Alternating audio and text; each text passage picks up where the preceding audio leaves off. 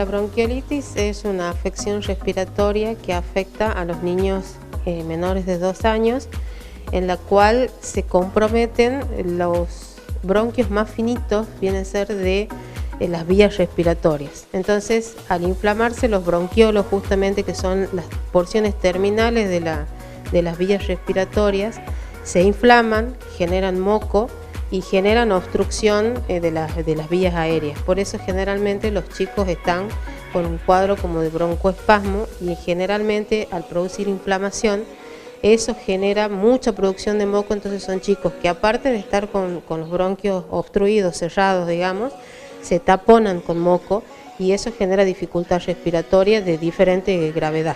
Nosotros hemos notado en estas últimas 2 semanas un aumento de las consultas, tanto de pacientes neonatales, es decir, menores de 30 días, y pacientes pediátricos hasta los 2 años de patologías respiratorias. Sobre todo hay muchos cuadros de bronquiolitis, y se los asiste en general. Los pacientes vienen por consultorio externo o vienen por guardia. La mayoría de las veces vienen por guardia de emergencia, porque son pacientes que ya vienen con un cuadro, digamos, respiratorio moderado a grave muchas veces. Entonces consultan por guardia, se los asiste. Por supuesto que se hace un triage para poder discriminar si los pacientes son sospechosos de COVID. La mayoría de los chicos se toman como sospechosos de COVID hasta tener el resultado de la PCR, y uno ya lo descarta. Pero la mayoría de los pacientes ingresan con un cuadro respiratorio, con fiebre, se lo toma como sospechoso de COVID, y a esos pacientes se les realiza, digamos, el hisopado correspondiente.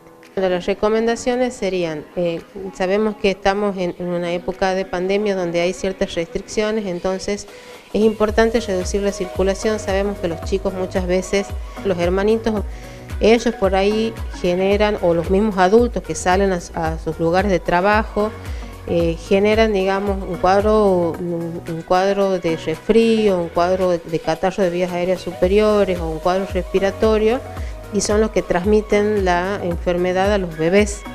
Entonces muchas veces el adulto dice, bueno, yo tengo un resfrío, no pasa nada, pero para el adulto es un resfrío y para el bebé puede ser una bronquiolitis. Entonces es muy importante, digamos, el restringir la circulación, que ya sabemos que también por COVID es importante. Es muy importante el uso correcto del barbijo, la higiene de las manos, porque uno, digamos, usa un pañuelo descartable, lo descarta, y debe lavarse las manos antes de tocar un bebé. Aparte de eso, bueno, el uso del barbijo, que ya sabemos que lo tenemos que usar por COVID y también por bronquiolitis. Evitar las visitas a los bebés recién nacidos los primeros meses, porque generalmente en esas situaciones, digamos, concurre mucha gente a conocer a los bebés, y uno puede no tener a veces ni siquiera más que una congestión, y para el bebé transmitirle un virus que puede generarle una bronquiolitis. Bueno, toser y estornudar siempre con el pliegue del codo. Las mamás, digamos, tienen que conservar el cuidado de la higiene de manos antes de manejar al bebé, antes de alimentarlo, después de cambiarle los pañales. También es muy importante la lactancia materna, porque como sabemos, la lactancia materna le brinda al bebé defensas para las infecciones. Entonces es importante que las mamás amamanten a sus bebés, le den la teta, porque eso los protege también de estos cuadros, digamos, infecciosos.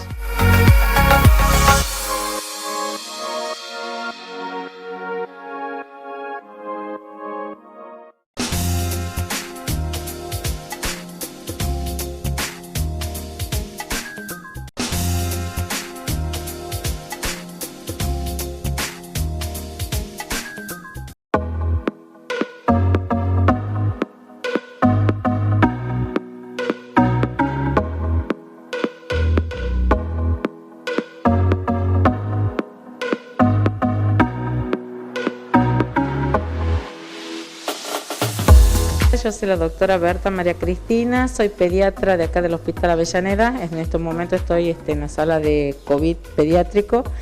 Y bueno, uno de los temas que puedo hacer referencia ahora, porque se está viendo el aumento de casos que estamos teniendo en estos momentos, tanto en la consulta como en la internación, es la bronquiolitis, que generalmente aparece siempre en esta época del año.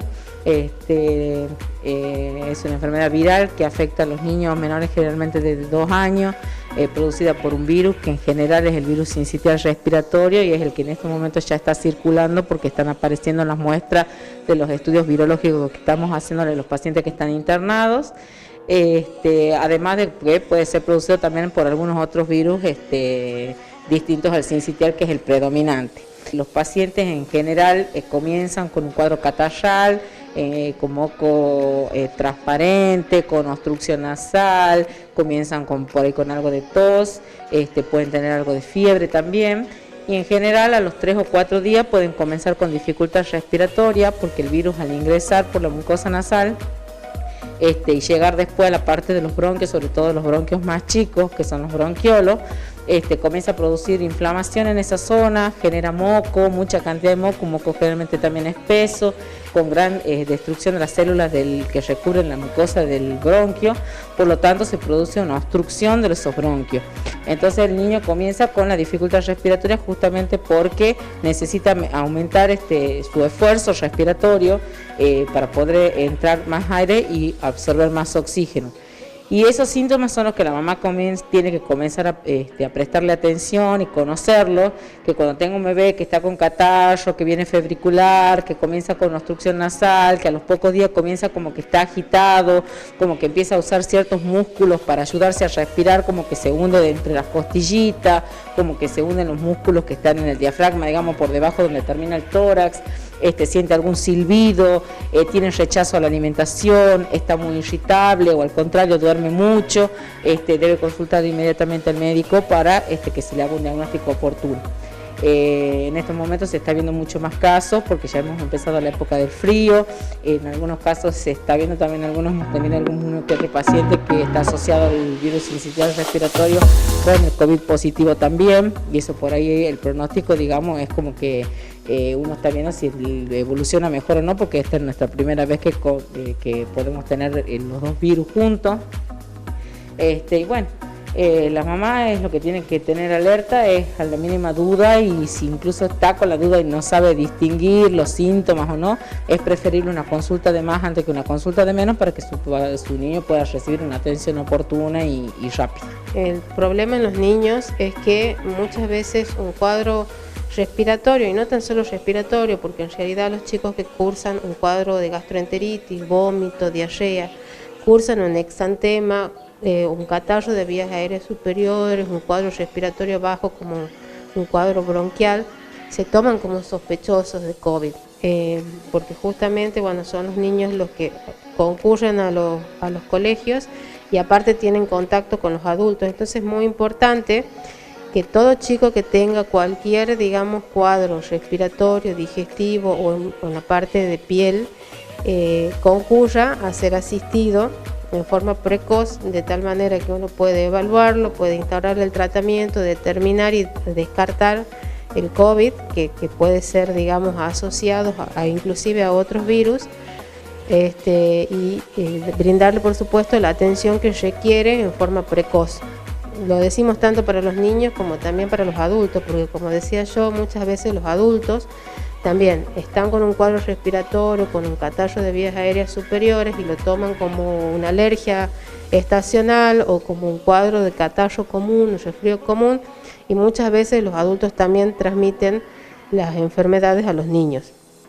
Entonces es muy importante que siempre la consulta ante un cuadro respiratorio sea precoz a cualquier centro asistencial que tengan próximo a su domicilio.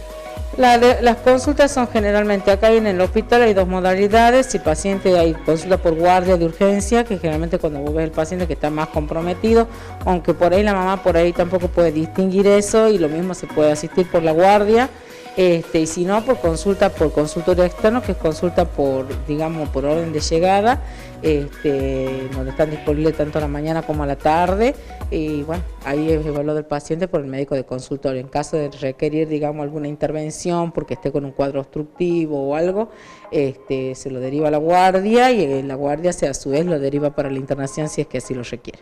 Otra cuestión, que necesitamos hacer, tomar en cuenta la población es, como vemos estos días, ya viene empezando a descender la temperatura, son días mucho más fríos. Es muy importante también, por todas las cuestiones que hemos hablado de los cuadros respiratorios, ventilar los ambientes. Por más que haga frío, hay que abrir las ventanas, hay que ventilar los ambientes, hay que airear, digamos, los sectores donde uno va a estar con los niños, y no tan solo entre niños, sino también a los adultos. Por eso también es importante la ventilación en los medios de transporte, es importante la ventilación en las oficinas, es importante la ventilación en las escuelas.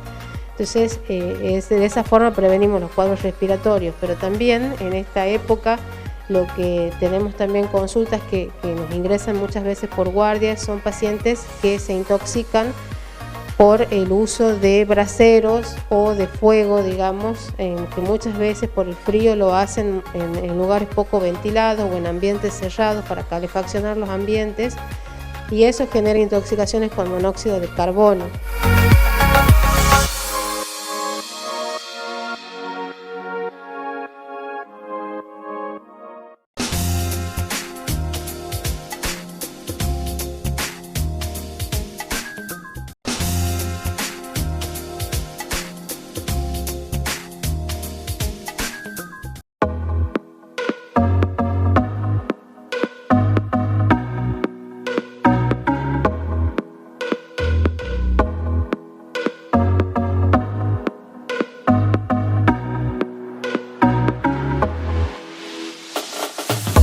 Intoxicaciones con monóxido de carbono. Dan cuadros de diferente gravedad, en los cuales, digamos, el paciente puede ingresar solamente con un cuadro de dificultad respiratoria leve o puede ingresar con un cuadro ya de intoxicación más severa, con vómitos, con pérdida de conocimiento.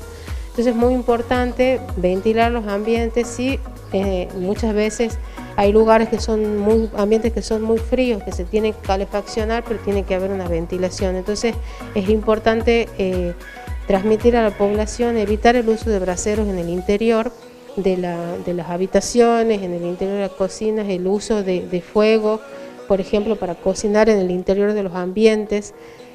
Pero sobre todo es muy importante transmitir que deben ventilar los ambientes, no tan solo por esto, digamos, de los cuadros respiratorios que está viendo, sino también por las intoxicaciones que justamente en esta época se presentan con bastante frecuencia, por digamos, por las bajas temperaturas, el encender fuego, digamos, dentro de las habitaciones o de las cocinas de los domicilios. En estos momentos, bueno, que la temperatura ha bajado mucho en la provincia, estamos ante un cuadro que es potencialmente grave, que es la intoxicación con monóxido de carbono. Estamos recibiendo chicos, de los cuales son familias que por ahí prenden braseros por las temperaturas y no lo sacan de noche, y entonces aparecen los diferentes cuadros de la intoxicación con monóxido de carbono. Los cuadros pueden ir desde algo leve hasta algo grave que produzca la muerte de las personas, ¿sí? Generalmente en los cuadros leves las personas se presentan con un poco de dolor de cabeza, con cefalea, con mareos, con vómitos, el cual puede ir aumentando hacia un cuadro moderado donde ya hay pérdida de conocimiento, y los cuadros graves donde hay convulsiones, alteraciones cardíacas y la muerte. En todos los casos, desde un paciente que tenga una intoxicación leve, tienen que consultar a una guardia de un hospital, ¿sí? Donde generalmente el tratamiento inicialmente es la administración de oxígeno. Se lo controla el paciente, depende del cuadro que sea. El control puede decir desde 6 horas en adelante, el tiempo que está internado. En los pacientes que tienen una intoxicación leve o moderada, generalmente no quedan secuelas. En los pacientes que ya tienen intoxicaciones graves, sí pueden quedar secuelas, pueden producir alteraciones cardíacas, puede hacer convulsiones con todo lo que eso implica y la muerte. Bien. Entonces, en todos estos casos, lo ideal es la consulta precoz cuando uno sospecha que hay una intoxicación con monóxido de carbono.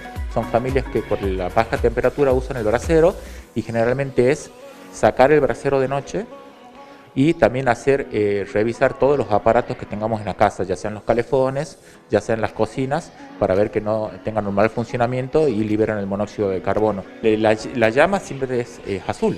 Entonces, cuando tiene otro cambia ese color o hay otro color, es generalmente que tiene un mal funcionamiento. Por eso hay que hacerlo revisar, y generalmente con gente que son gasistas matriculados, que son los que realmente saben. ¿Qué es lo que tiene el monóxido de carbono? Que es como un enemigo silencioso, que se le llama, que no tiene olor, no tiene nada, o sea, uno no se da cuenta que se está intoxicando. Lo que debería quedar de mensaje es que aunque tengan la sospecha de una intoxicación con monóxido de carbono, la consulta tiene que ser precoz, porque el único tratamiento que existe es la administración de oxígeno para contrarrestar los efectos del monóxido de carbono en el cuerpo. Yo soy Inés González, la encargada del servicio de vacunación. La verdad es que siempre estábamos trabajando en el vacunatorio por la Catamarca, cerca de los consultorios de pediatría.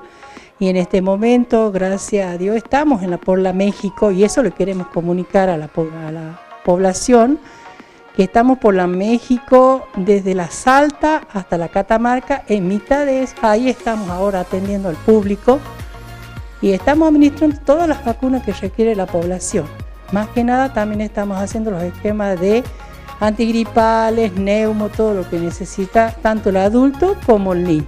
En ningún momento se ha dejado de trabajar, gracias a Dios. En el otro vacunatorio hemos atendido al público y a todas las demandas que la gente necesita, la puede encontrar acá. No tan solo de alrededor del lugar, sino el que necesite vacuna, gracias a Dios tenemos todo. Nosotros no hicimos la vacuna del COVID más que a nuestro personal, pero en realidad la vacuna más importante es la antigripal cuando tengan las indicaciones, las mayores de 65 sin indicaciones, de la neumonía. Y lo que más le pido a los padres es que traigan el carnecito de vacunación de los niños, que es muy importante.